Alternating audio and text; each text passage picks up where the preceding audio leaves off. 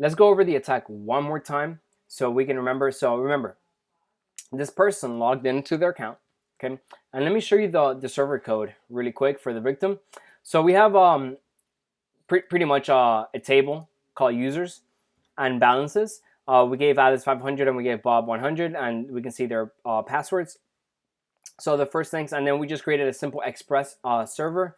The first route we get, it's is the home route. So what we're doing is we're getting the session ID from the cookies. So if the user already has a session ID, we're gonna get it from the cookie, and it's called the session ID.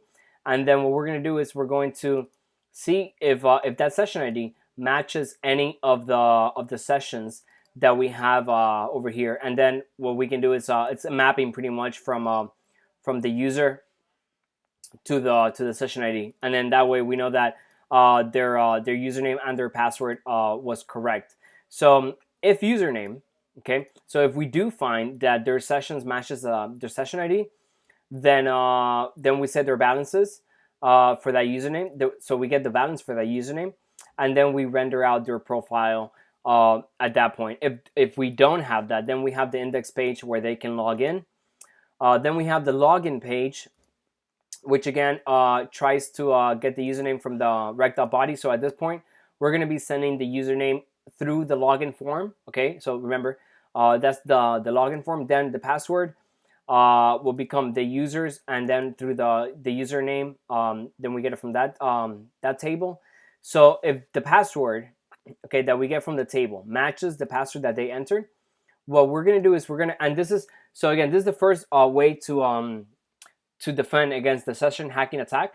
What you want to do is you want to create a session ID that's random enough, right? That every single user that you can compare it essentially against something that's on the server. But at the same time, if someone were to get that session ID without any context, then it's not something that they can use against the user, right? So for that, what we use is we're going to use the random bytes function. That's part of JavaScript, and we're going to base64 encode it, and then that's going to become the next session ID, which is, again, that's just going to become the user session ID. So we're going to set the session ID, and at this point I'm going to show you without the secure true, the HTTP only, and the same site lacks. So I'm going to comment this stuff out just so we can see how the attack was performed, and then we're going to go ahead and we're going to do it again, but I'll change it at that point so that we can defend against it, okay? And then all that happens in the logout path. It's, again, we're going to get the session ID from the cookies, because if they're logged in, then we know they had a session ID. And then we're going to go ahead, delete session ID from our table, and then we're going to clear that cookie called session ID. And then we're going to redirect the user back to the home page. And then the transfer route. So the transfer route is the following. So we have the session ID, which, again, we're going to get from the cookies, okay? And then what we're going to do is pretty much the same thing we did for the homepage. So we're going to get the username from the sessions table and passing it in that session ID.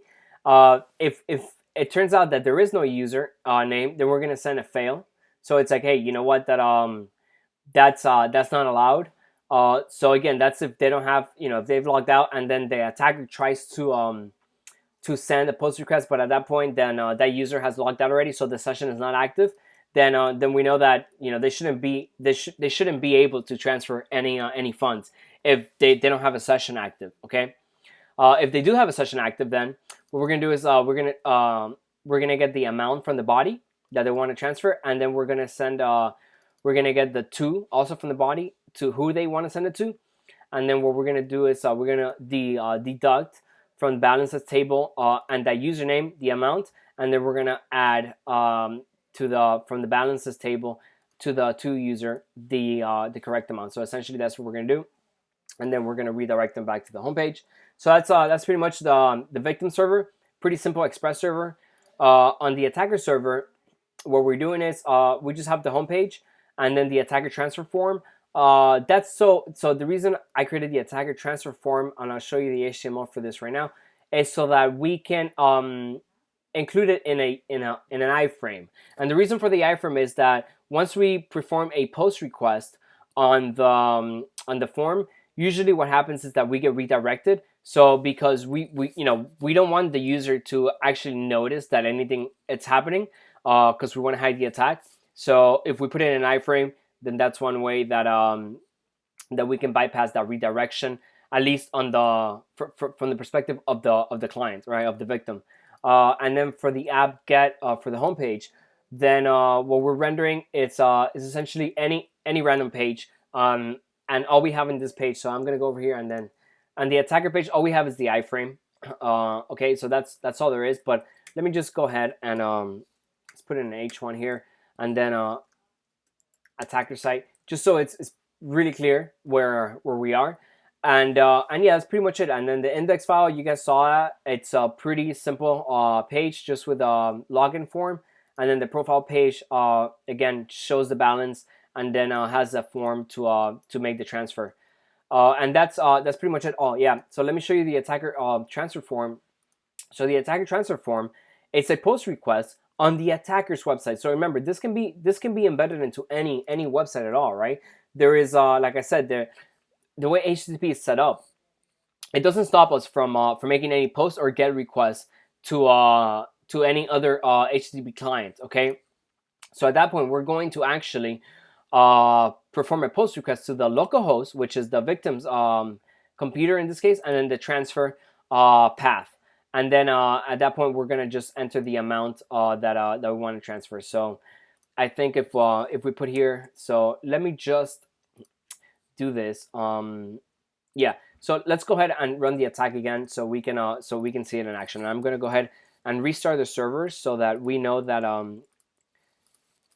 so we can see it working from the beginning to the end. Okay, so then I'm gonna go ahead and start the victim server up.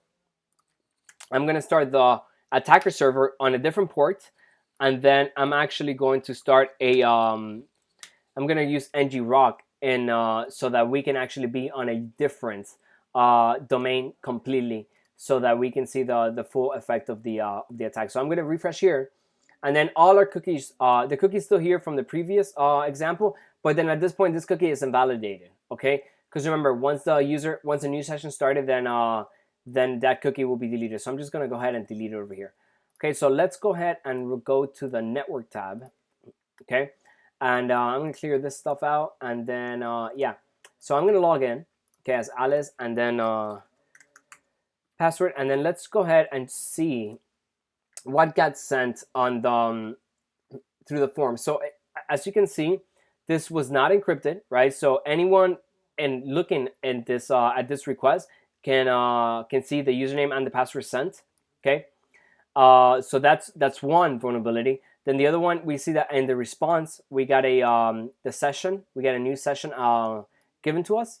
Okay, so now that we have that, let's go over to the attacker site, and then let's open up the network tab as well, and then let's go ahead and transfer some funds. So we're gonna transfer, in this case, $100 to Bob, and then let's go ahead and click transfer. So we get the transfer.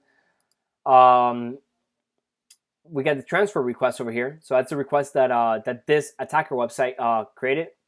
And then let's see what's included in the request headers.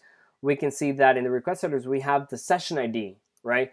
And if we compare the ID to the cookie session ID that we have for that user right now, it's the same session ID, right? And although it's originating from a completely different site, okay, so this one's actually coming from a completely different domain, right? So different origin, all completely, right? So that's a request to localhost 4000, but we can see that the referrer is actually localhost 5000, right?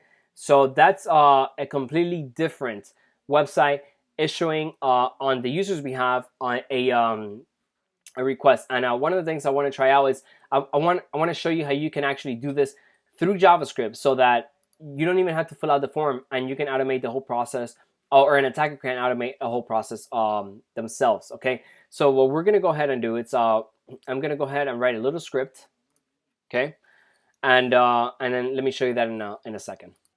Okay, so I'm gonna go ahead and add a little script to the attacker transfer form, and I'm gonna go ahead and what we're gonna write is we're gonna write document.forms.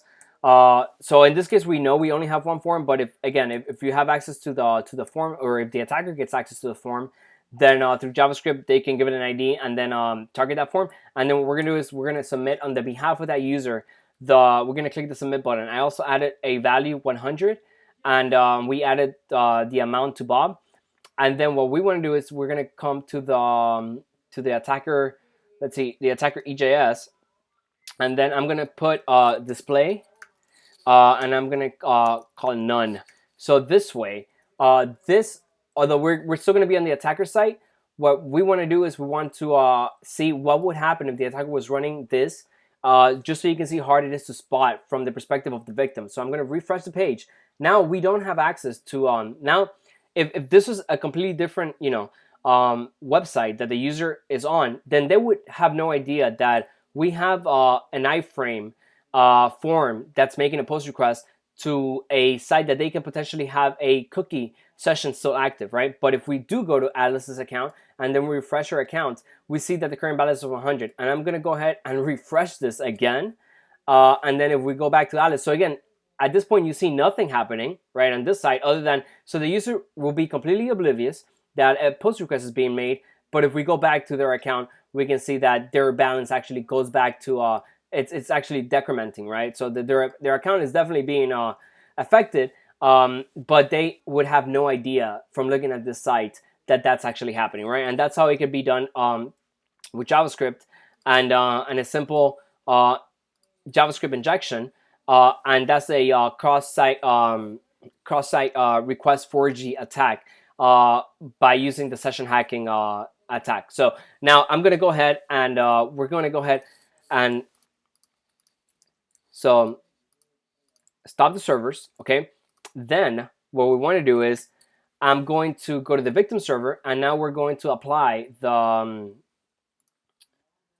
to our cookies if our defense. So, and then we're going to see if that attack still works. So now to our cookie, what we're going to do is secure true. Okay, on the login path, we're going to do the same thing. So once they log in, what we're going to do is we're going to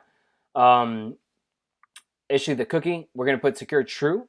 That way it's over HTTP every time and it's not unencrypted. We're going to put a HTTP only as well, so it's not accessible to JavaScript. We're going to set same site lax, instead of none. And then we're going to set the max age for 30 days. And then again, that's pretty much it. And then we have the logout path and then the transfer path. So for that, let's see here. Do we need to change anything?